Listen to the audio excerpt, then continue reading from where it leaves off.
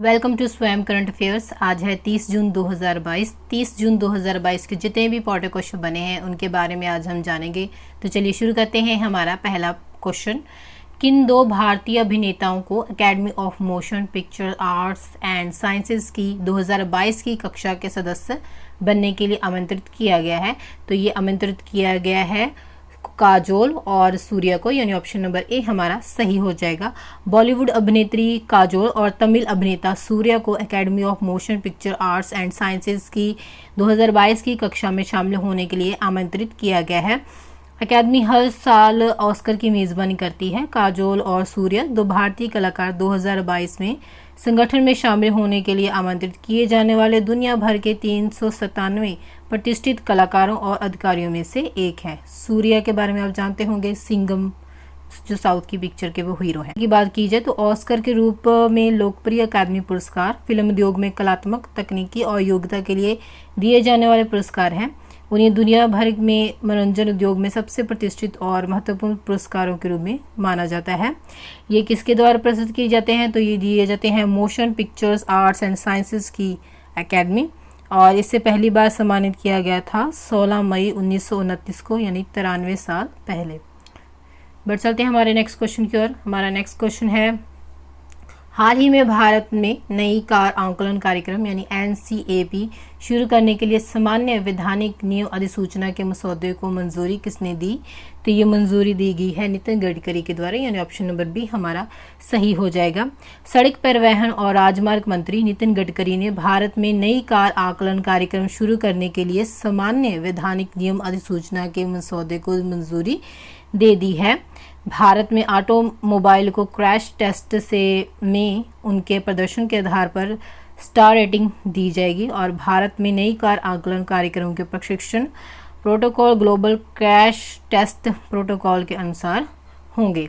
देख लेते हैं हमारा नेक्स्ट क्वेश्चन। हमारा नेक्स्ट क्वेश्चन है, राष्ट्रीय सांख्यिकी दिवस यानी नेशनल स्टैटिस्टिक्स डे किस दिन मनाया जाता है? तो ये मनाया जाता है 29 जून को, यानी ऑप्शन नंबर डी हमारा सही हो जाएगा। हर साल 29 जून को राष्ट्रीय सांख्यिकी दिवस यानी नेशनल स्टैटिस्टिक्स डे के रूप में मनाया जाता है। 29 जून को प्रोफेसर प्रशांत चंद्र महालनोबिस द्वारा राष्ट्रीय सांख्यिकी प्रणाली स्थापित करने में किए गए योगदान को सम्मानित करने के लिए चुना गया था। राष्ट्रीय सांख्यिकी दिवस वर्ष 2007 में पहली बार मनाया गया था। और विश्व सांख्यिकी दिवस की बात की जाए तो विश्व सांख्यिकी दिवस मनाया जाता है 20 अक्टूबर को। तो इस साल 2022 की इसकी थीम है, भारत सरकार द्वारा घोषित राष्ट्रीय सांख्यिकी दिवस 2022 का विषय है सतत विकास के लिए डेटा है। बढ़ चलते हैं हमारे अगले क्वेश्चन की ओर। हमारा नेक्स्ट क्वेश्चन है, drugs controller general of India यानी DCGI ने हाल ही में कितने साल के बच्चों के लिए सीरम इंस्टीट्यूट ऑफ इंडिया के कोविड-19 वैक्सीन यानी कोवैक्स को मंजूरी दी गई है? तो ये मंजूरी दी गई है 7 से लेकर 12 साल तक के बच्चों को, यानी ऑप्शन नंबर बी हमारा सही हो जाएगा। Drugs controller general of India ने हाल ही में 7 से लेकर 12 साल तक के बच्चों के लिए सीरम इंस्टीट्यूट ऑफ इंडिया की कोविड-19 वैक्सीन कोवैक्स को मंजूरी दी। इससे पहले सरकार ने 7+ साल के बच्चों के लिए कोवैक्स के आपात इस्तेमाल की मंजूरी दी थी। गौरतलब है कि DCGI ने मार्च में 12 से लेकर 17 वर्ष के बच्चों के लिए इसकी मंजूरी दी थी। हमारा नेक्स्ट क्वेश्चन है, हाल ही में किस राज्य ने स्वास्थ्य बीमा योजना मेडिसेप शुरू करने की घोषणा की है? तो ये घोषणा की गई है केरल के द्वारा, यानी ऑप्शन नंबर सी हमारा सही हो जाएगा।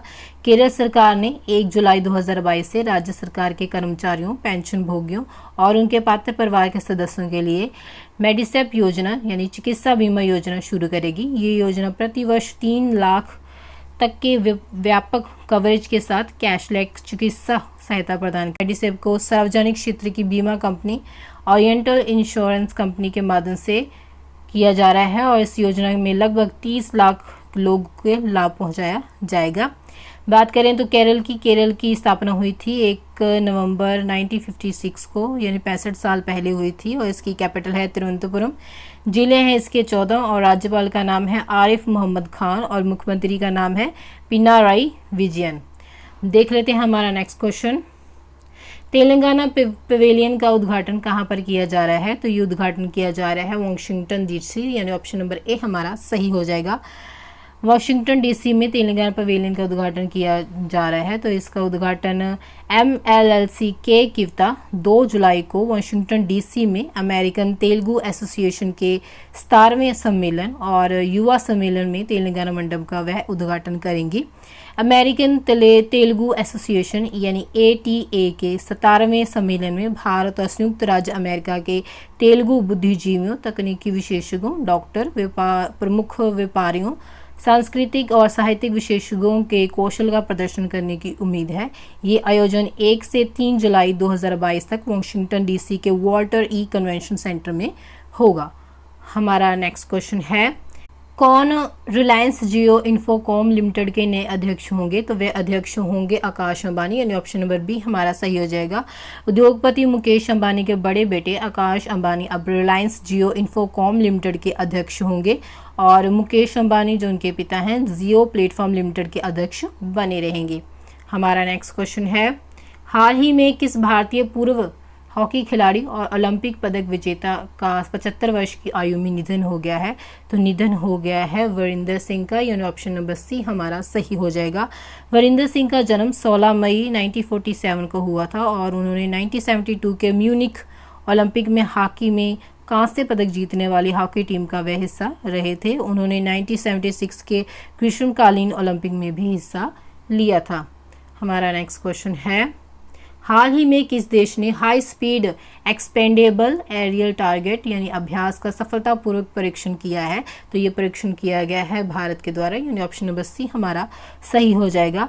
भारत ने ओडिशा के तट पर एकीकृत परीक्षण रेंज यानी ITER चांदीपुर के से एक उच्च गति वाले योग्य हवाई लक्ष्य अभ्यास का सफलतापूर्वक उड़ान परीक्षण किया है।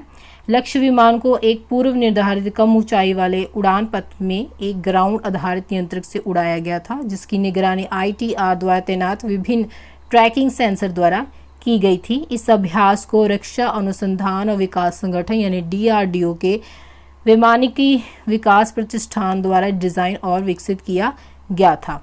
हमारा नेक्स्ट क्वेश्चन है, हाल ही में किसके द्वारा केंद्र के वन नेशन वन डायलिसिस कार्यक्रम की घोषणा की गई है? तो ये घोषणा की गई है डॉक्टर मनसुख मांडविया, यानी ऑप्शन नंबर डी हमारा सही हो जाएगा। केंद्रीय स्वास्थ्य मंत्री डॉक्टर मनसुख मांडविया ने जानकारी दी है कि केंद्र एक राष्ट्र एक डायलिसिस कार्यक्रम शुरू करने जा रहा है। ये डायलिसिस से गुजर रहे रोगियों को देश में कहीं भी किसी भी समय प्रक्रिया करने में मदद करेगा। उन्होंने ये नगर आबादी के केंद्र सरकार के स्वास्थ्य योजना वेलनेस सेंटर की आधारशिला रखने के दौरान दी है। तो फ्रेंड्स, ये थे आज के कुछ इंपॉर्टेंट करंट अफेयर्स। अगर आपको वीडियो अच्छी लगी तो आप इसे लाइक और शेयर करें। अगर आप चैनल पर नए हैं तो चैनल को सब्सक्राइब करें